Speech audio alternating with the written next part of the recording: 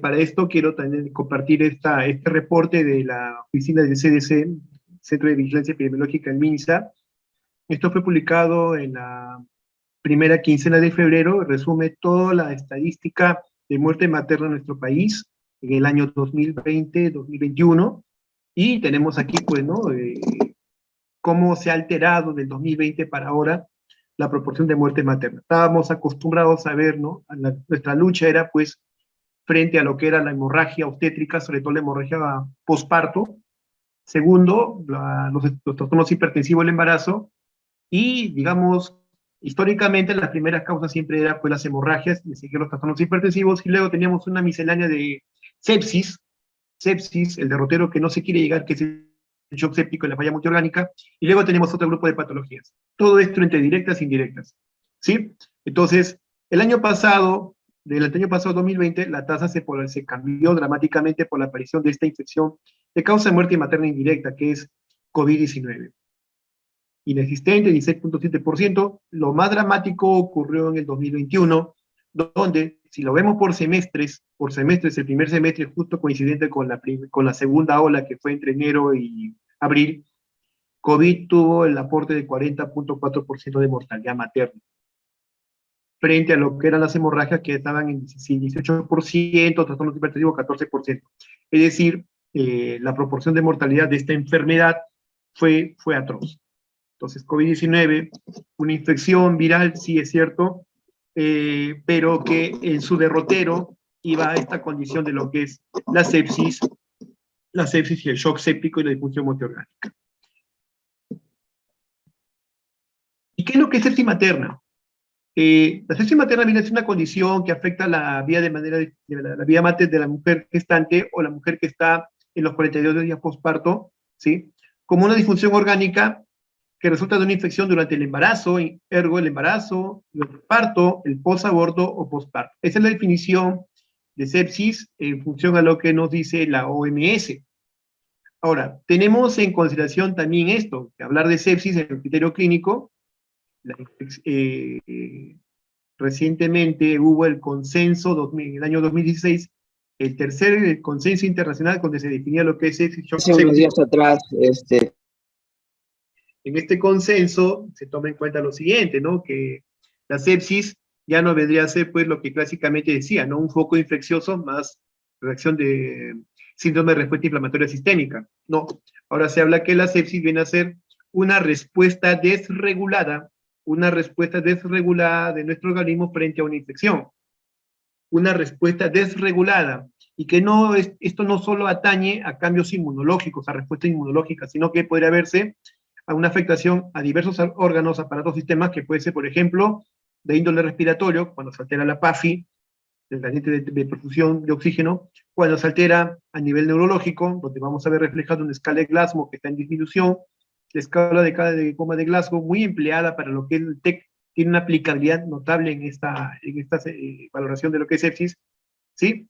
Entonces, vemos que esto no solo atañe a lo que es un componente netamente inmunológico, la infección, más un cambio en esto que se ha hecho muy, muy difundido ahora, que es el SCORE-SOFA, que mis colegas, los intensivistas, médicos, internistas, emplean ya por muy buen tiempo, y ahora ha mostrado una aplicabilidad en la práctica clínica diaria.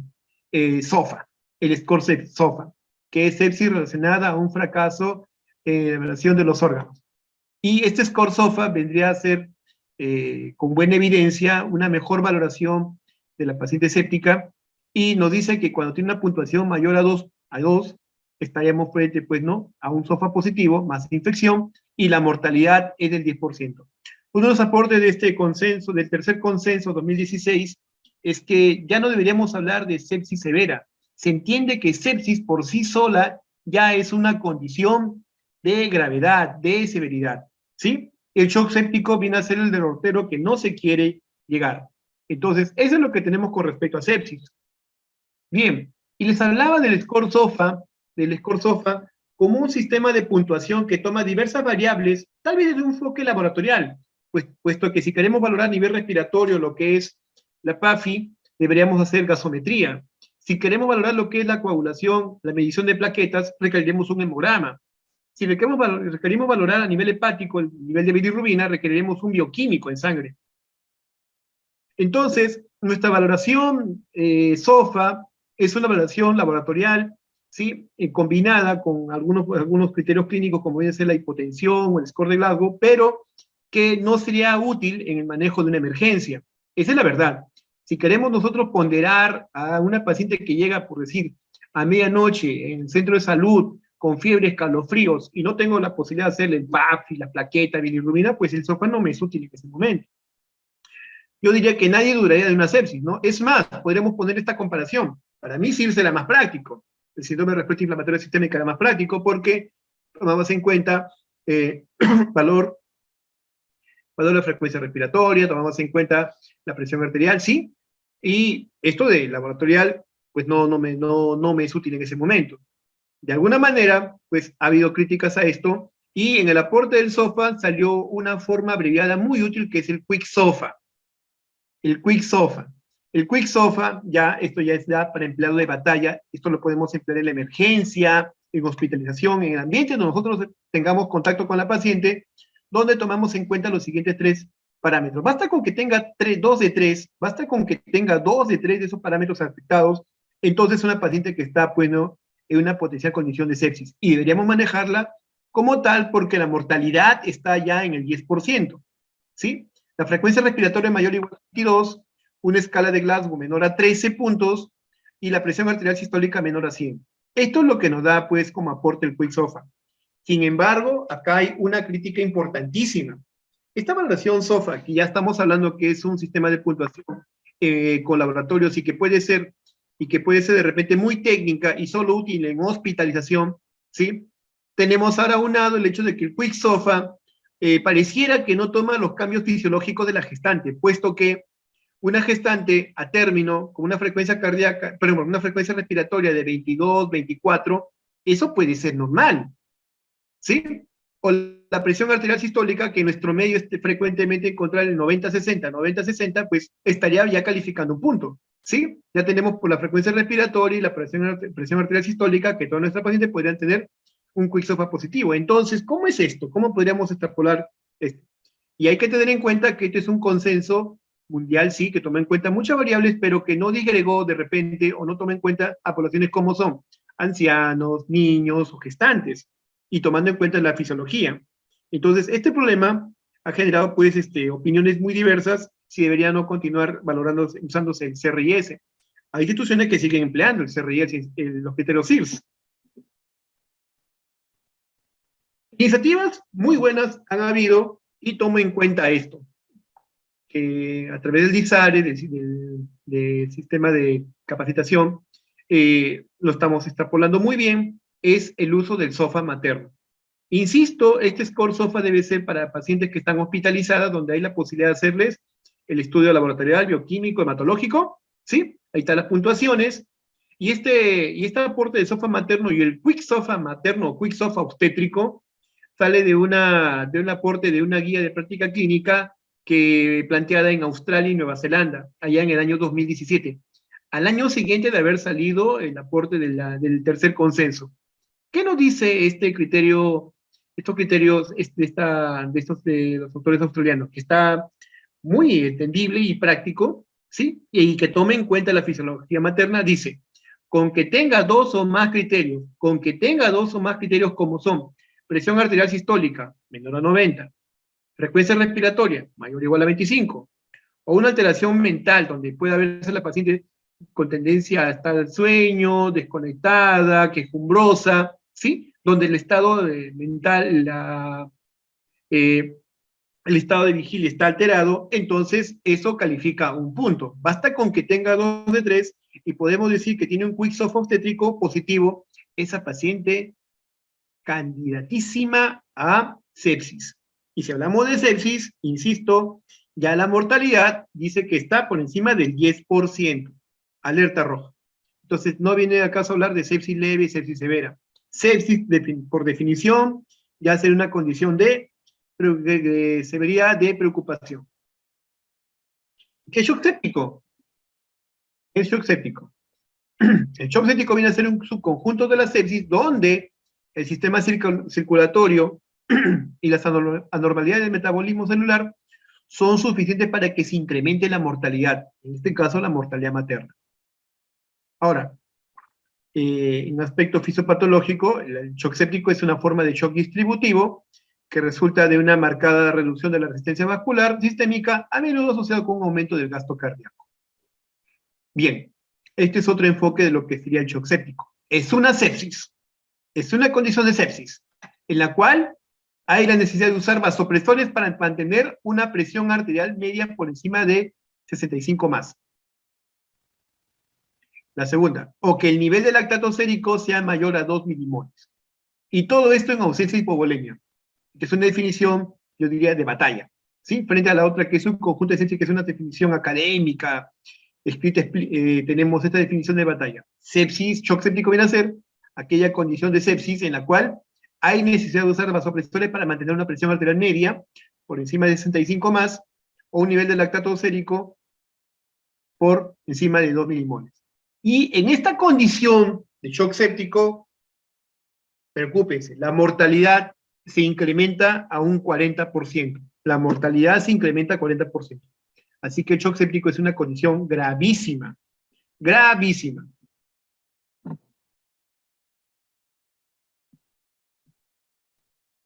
El otro evento en esta secuencia, en este derrotero triste, que es de la infección, cómo puede terminar en sepsis, shock séptico refractario, disfunción multiorgánica, muerte. El síndrome de disfunción multiorgánica. La disfunción multiorgánica viene a ser una disfunción progresiva de forma aguda en la cual la homeostasis no puede mantenerse sin realizar intervenciones intensivas. Este síndrome ya es el que manejan nuestros colegas intensivistas, ya una paciente complicada. Y se entiende que es la etapa final de la sepsis y shock séptico. También se le conoce como disfunción orgánica múltiple o falla orgánica múltiple, multiorgánica.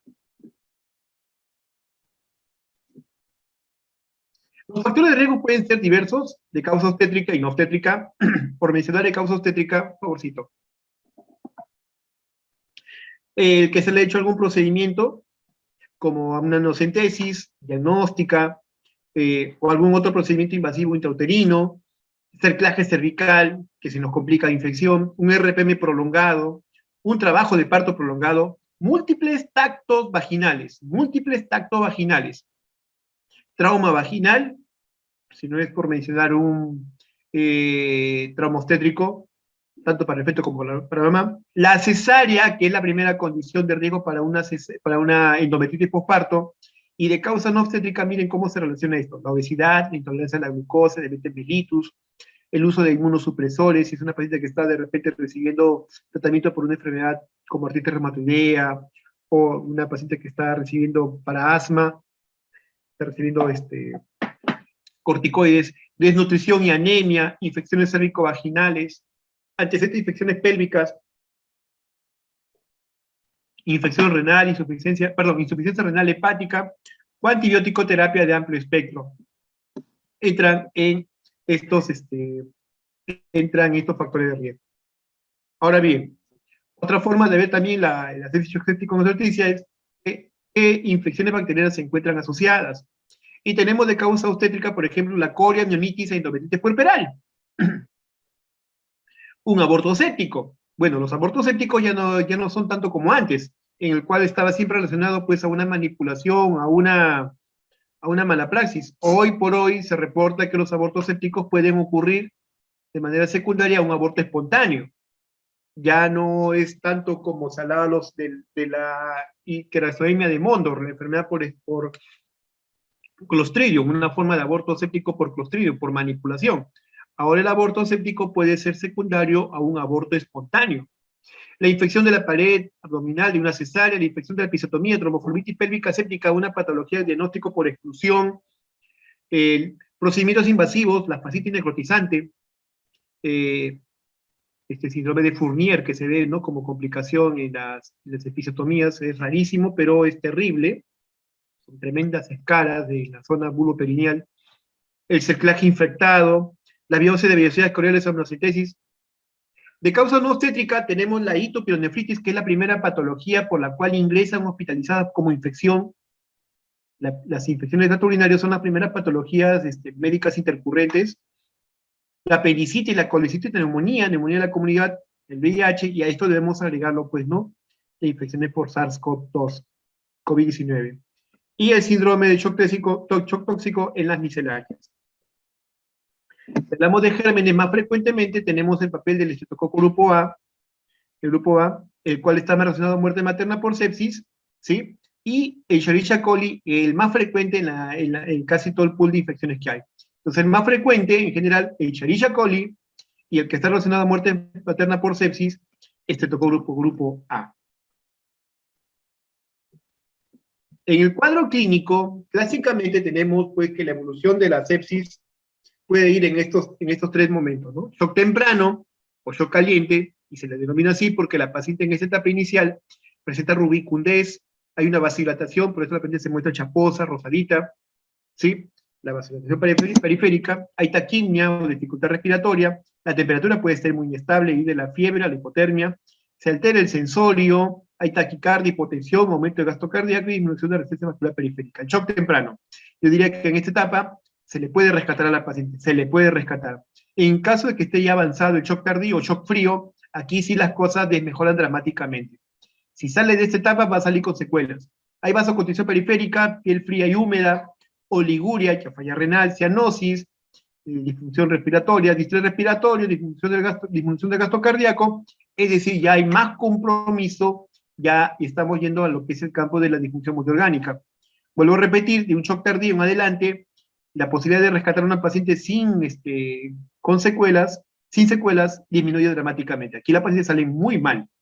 Y el shock secundario, refractario o irreversible, es una condición, por no decir premortem. Hay obnubilación, anoria, hipoglicemia, coagulopatía intravascular diseminada, disminuye el gasto cardíaco, disminuye la resistencia vascular periférica, hay falla miocárdica, es decir, la evolución ha ido de una manera más terrible y, insisto, la posibilidad de recuperarla, sacarla ya recuperada, es bastante limitada. Sale con secuelas. Si sale con secuelas.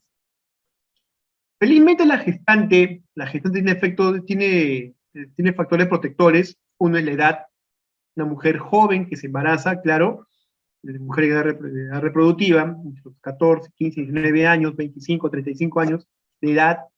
La naturaleza transitoria de la bacteremia, los microorganismos son menos tóxicos o lesivos en la gran mayoría de casos, el sitio primario de infección es más accesible al tratamiento, y la condición previa de las gestantes, de las que estaban buenas, jóvenes, y la ausencia de antecedentes de enfermedades crónicas son aspectos protectores para con ella. Para con el feto felizmente tiene una mejor resistencia a las endotoxinas que la mamá. Eso sí, hay una disminución del flujo uteroplacentario, lo cual también se ha visto que puede llevar a hipoxia fetal, acidosis, y está relacionado el incremento de las contracciones uterinas, también lo que podría llevarnos a trabajo de parto prematuro.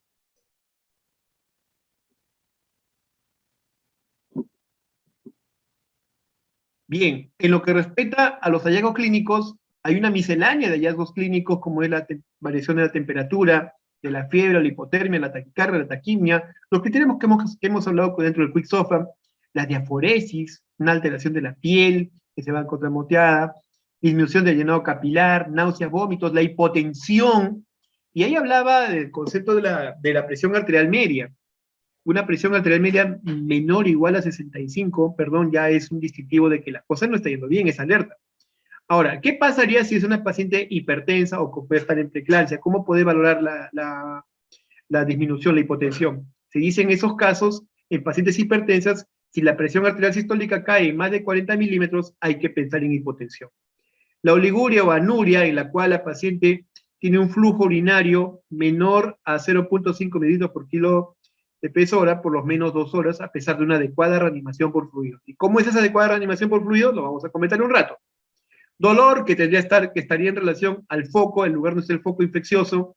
La alteración del estado mental, ¿sí? Donde va a haber confusión o el estado de alerta disminuido. Ilio, donde hay una disminución de los ruidos hidroaéreos.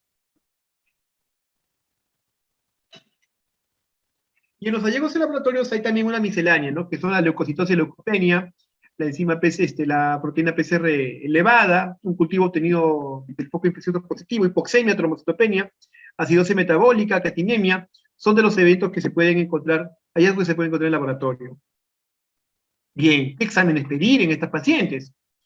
La verdad es que se nos plantea un pool diverso de exámenes que van desde un hemograma, o perfil de coagulación, la bioquímica, el estudio por imágenes, en función a la sospecha, también para tener un basal, la sospecha del foco infeccioso y tener un basal de cómo está entrando el aparato respiratorio, valoración ecográfica, estudio por imágenes, complementarios, los cultivos en función a la sospecha del órgano afectado, los procedimientos invasivos que van desde una broncofibroscopía a la colocación de catéteres venosos centrales, es decir, se hace bastante invasión en esta paciente. Y el diagnóstico diferencial, créame que no es nada fácil, porque también el diagnóstico diferencial tenemos patologías complejas, como puede ser la embolia líquido amniótico, la pancreatitis aguda, un hígado agudo graso al embarazo, reacción adversa, fiebre, fármacos, hasta una metástasis neoplásica pueden ser de los eventos que pueden remediar o simular ser un shock, un sepsis, un shock séptico.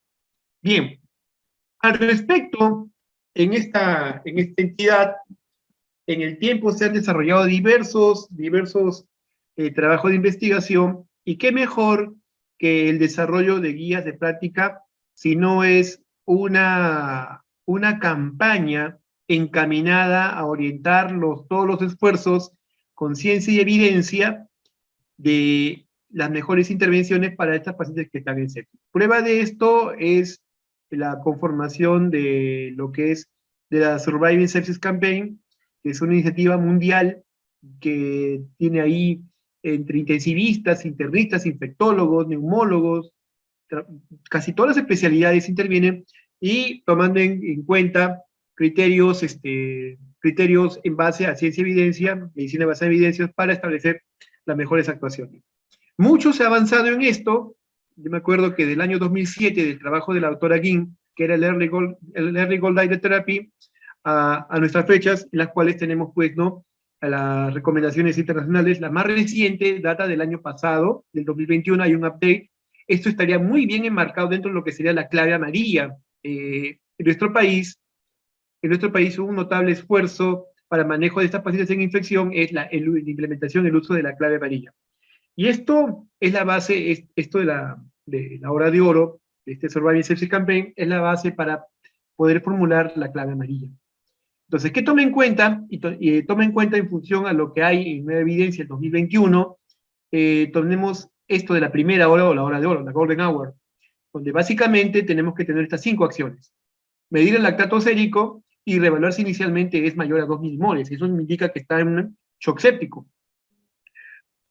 Cultivar antes de iniciar la antibiótico terapia. No hay nada mejor que dar antibióticos, ¿sí?, de amplio espectro, un inicio empírico, pero habiendo hecho los cultivos, porque solo de esa manera podremos saber en el tiempo, prospectivamente, si nuestra intervención farmacológica fue buena, si le dimos al antibiótico, si le dimos al microbio, a los microbios, y si no, para corregirlo, porque tendremos ahí también el antibiograma.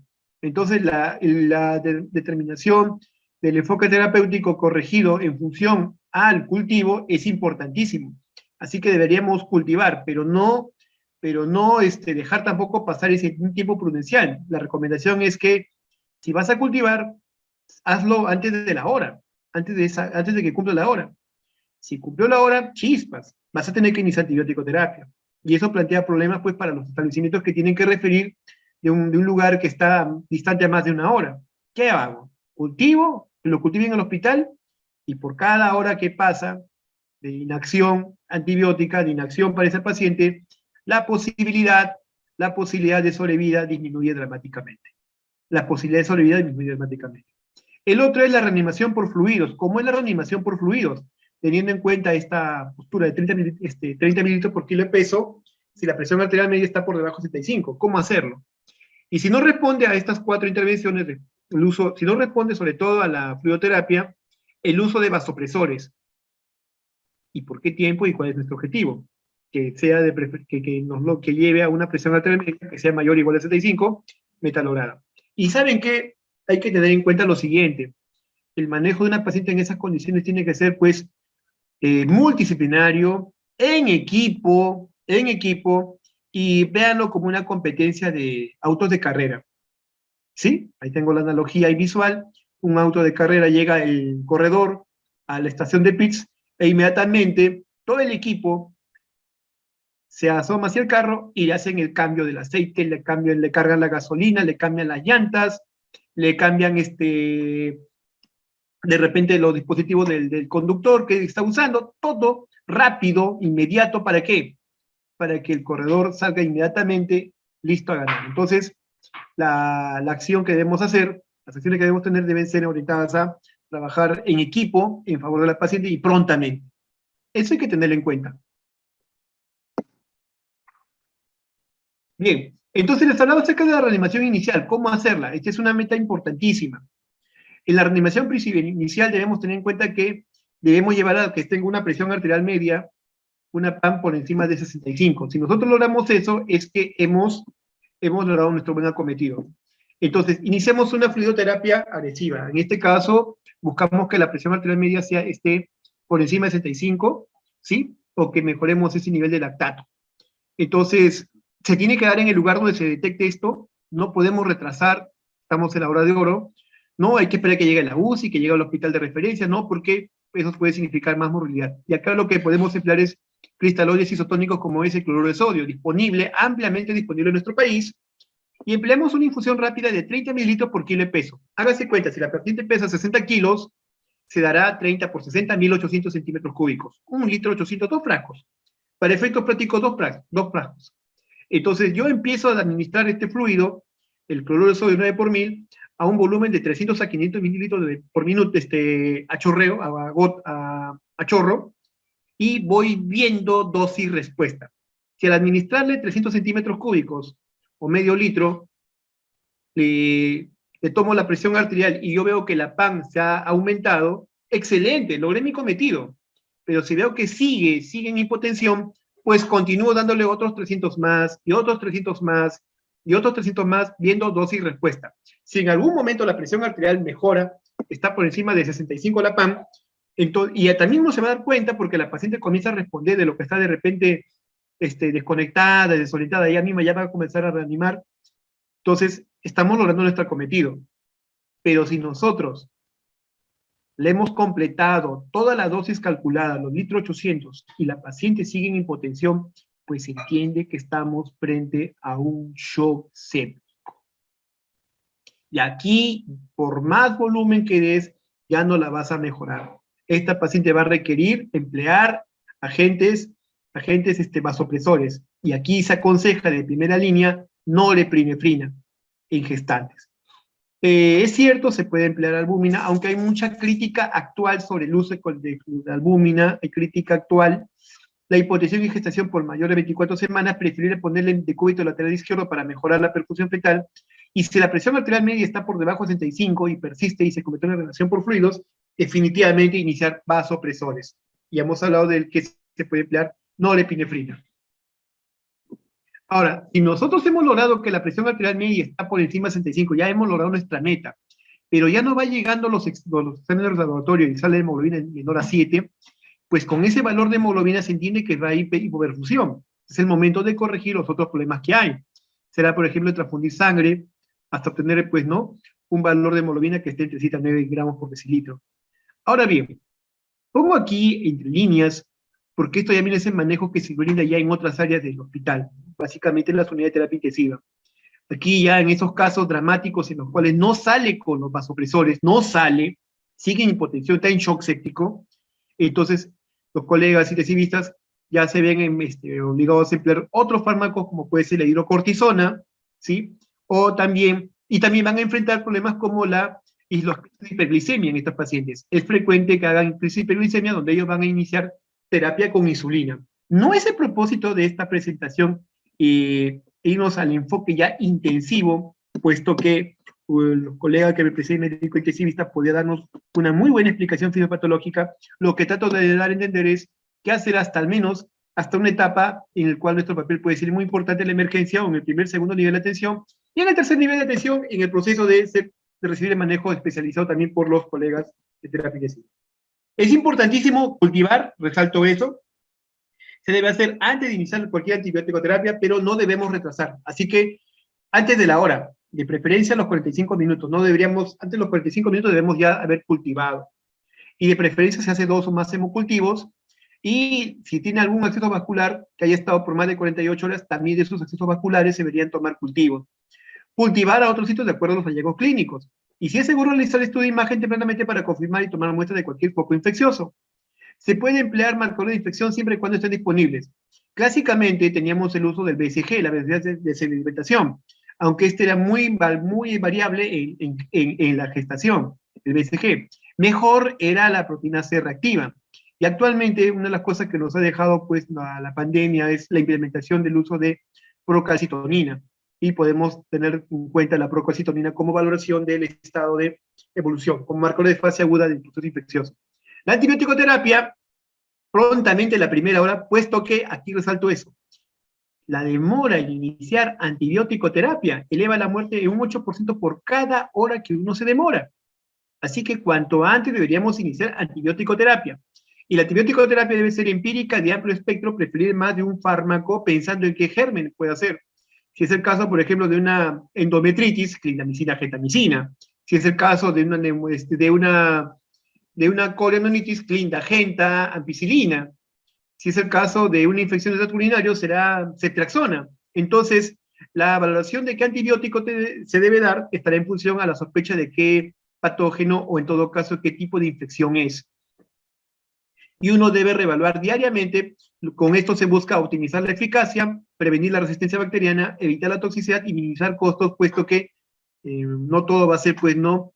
En algunas instituciones, pues, todo lo ponen de entrada, meropenem, vancomicina, medicamentos caros. Tendríamos que corregir, de repente podemos emplear una solución más asequible si sale el antibiograma favorable para emplear cefazolina, cefalotina o una gentamicina, que son más cómodos. Bueno, bienvenido sea. Y eso que implica reevaluar diariamente cómo está la evolución y sobre todo tener, pues, ¿no?, el resultado del antibiograma. Y cuando esté disponible se puede usar procalcitonina y otros marcadores similares que nos apoyen para descontinuar la antibiótico terapia. La terapia antibiótico empírica no debe ser más de 3-5 días. Se supone que al quinto día ya debemos tener lectura del cultivo, el antibiograma. La duración típica puede ser de 7 a 10 días, a veces puede requerir hasta 14 días si la respuesta es lenta o si existen focos sépticos que no han sido drenados, y suspender si la etiología no es de causa infecciosa.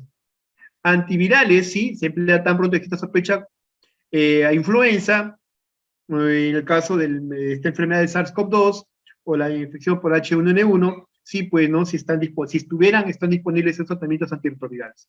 Esto ya es otro campo ya más específico de las especialidades, ¿no?, de la terapia intensiva. Bien, el foco infeccioso, definitivamente, si está ahí, debemos evacuarlo, drenarlo, limpiarlo, porque mientras persista la infección, por más antibiótico que esté, por más meropenem, vancomicina, colistina que le demos, esa infección va a persistir. Entonces debemos drenar, evacuar el foco infeccioso. ¿Y cuándo culminar la gestación? ¿Cuándo terminarla? Es importante que en todo el proceso, si está gestando, que se haga una vigilancia fetal estricta, y qué mejor manera que a través de un monitor electrónico fetal, el cardiotocógrafo. La pronta recuperación de las variables fetales implica que la mamá está yendo muy bien. Y la culminación de la gestación es obligatoriamente independiente de la edad de embarazo, si el foco séptico es el útero. Respondiendo a las preguntas que me están haciendo en el chat, si el foco séptico es uterino, definitivamente, pues, la gestación se interrumpe sí o sí. Aquí no es que vamos a esperar una semana más, 48 horas de corticoides, se acabó la gestación. Básicamente me refiero a lo que es la coriomionitis, ¿sí? Y no es cierto que la coriomionitis tenga que terminar en histerectomía. Esas son otras consideraciones. Mucho menos, pero también para un aborto séptico. No necesariamente tiene que terminar en histerectomía. No puedo dar una respuesta genérica, tendríamos que analizar el contexto del caso. Otras intervenciones que pueden ser muy beneficiosas, por ejemplo, se toma en cuenta el tromboembolismo venoso, la prevención de tromboembolia venosa, y se consideran dar, pues, no, heparinas no fraccionadas y bajo peso molecular, como es el caso de la enoxaparina. Después de las 6 horas de un manejo correcto, deberá recibir soporte especializado multidisciplinario. Nadie debería molestarse si la paciente mejoró. A veces ocurre esto, ¿no?, que la paciente responde bien ante el manejo agresivo con corticoides de fluidos, viene de repente la otra especialidad y le cuento a la gente que está mejor, y dice, ¿para eso me llaman? No, no, no es que llamemos porque seamos exagerados, ¿no? En efecto, estaba en hipotensión. Salió con la fluidoterapia, excelente. Ah, ya, qué bien, los felicito, ¿no? Entonces nadie está cruzando haciendo intromisión de especialidad, lo que estamos haciendo es salvar vidas. Y si la paciente mejoró, qué bueno. De todas maneras tiene que ser revalorada, ¿no? Y viendo pues cuál va a ser el mejor destino de esa paciente en las siguientes horas. Discutir el plan de manejo de manera coherente con los pacientes y familiares. A veces pecamos de ser muy optimistas. Sí, sí sale, joven, no pasa nada. Pues, le ponemos su ampolla y va a salir. No, pues no podemos ser tampoco tan optimistas, ¿no? Sabiendo que la sepsis ya tiene la sepsis y el shock séptico tienen pues alta mortalidad. Describir la evolución probable y la expectativa de forma realista. Lo primero que decimos es lo que la familia va a tomar en cuenta. En una complicación va a decir, usted me dijo una cosa y ahora terminó que está muriendo, está grave. ¿Cuándo interrumpir la gestación? O mejor dicho, ¿cuándo hacer una cirugía en diversas condiciones como puede ser una colicitis crónica, colicitis con obstrucción biliar, pancreatitis, necrotizante, abscesos, abscesos pélvicos, fascitis necrotizante? Definitivamente se tiene que hacer la cirugía. Eso de esperar, no esté embarazada, no toquemos esa área, ¿verdad? Afecta al bebé, no, puede significar riesgo. Así que claramente son indicaciones de cirugía. Indicaciones para el parto, definitivamente una corioamnionitis se tiene que interrumpir la gestación ya. No me da tiempo para corticoides 48 horas, se interrumpe. Desarrollo de coagulopatía intravascular diseminada, función cardiopulmonar comprometida, síndrome compartimental, polidramios, embarazo múltiple, se tiene que interrumpir la gestación. Y si hay un óbito fetal o la edad gestacional se asocia a una baja mortalidad, morbilidad neonatal, se puede interrumpir el caso individualizando la situación de la paciente. Mire, la probabilidad de muerte según falla multiorgánica. Hemos hablado que por cada hora que retrasa el manejo, 8% se incrementa la mortalidad materna. Ahora te lo pongo en esta perspectiva. Por cada órgano afectado de más, tenemos el aparato respiratorio, 22%. Tenemos afectado el aparato respiratorio renal, dos órganos afectados, 38% de mortalidad. A más órganos comprometidos, aumenta más de manera dramática el porcentaje de mortalidad materna. Huaraz, Ancash es una hermosa tierra que tiene un folclore bellísimo, las payas de Corongo, Pastorruri, la puya de Raimondi, una tierra de sabios. Ancash es una tierra de sabios como Santiago Atún de Mayolo, tierra de pastorita guaracina, tierra de sus ricas pachamancas y ese cuy que parece galleta, riquísimo, que no encuentro en otras partes de Perú. Hermosa tierra que me ha permitido, gracias a ustedes, por esta invitación para hacer esta presentación. Muchas gracias, estoy atento a sus respuestas, a sus preguntas.